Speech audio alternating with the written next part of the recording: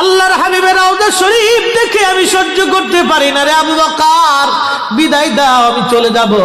চলে গেলেন নবীর পাগল। সিরিয়ার দামেস্কে যাওয়ার পরে কিছুদিন পরে নবীজি স্বপ্ন দেখায়, কিরে বেলাল, এটা কেমন জুলুম, কতদিন হলো তোমার কণ্ঠের আজান শুনি না। বেলাল রে, তোর কি মন চায় না আমি নবীর জিয়ারতে আসতে? বেলাল আয়, আমি নবীর জিয়ারতে আয় রে বেলাল আয়, কতদিন হলো তোমার কণ্ঠের আজান শুনি না। স্বপ্ন যখন নবীজি দেখাইছে, এ মুসলমান, হযরতে বেলাল সুদূর সিরিয়ার দামেস্ক থেকে পাগলের মতো দৌড়াইলেন, পাগলের মতো ছুটে আসলেন। যখন মদিনাতে আসলেন তখন তাহাজ্জুদের সময় চলতেছিল। তাহাজ্জুদের সময় চলার সময় হযরত বেলাল রাদিয়াল্লাহু আনহু কাঠের জালি দিয়ে তখন রওজা শরীফ ঘিরে রাখা ছিল। ওই জালির পাশে বসে বসে জালির সঙ্গে মাথা ঠেকাইয়া নবীর পাগল বসে বসে গুনগুন গুনগুন করে কাঁদে আর বলে, হুজুর, আপনি আসতে বলেছিলেন, গোলাম এসে হাজির হয়েছে।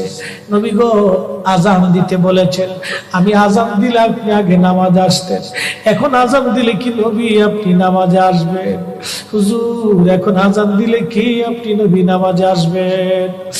নতুন মুয়াজ্জিন আসছে আজান দেওয়ার জন্য, এসে দেখে নবীর মুয়াজ্জিন বেলাল কাঁদে।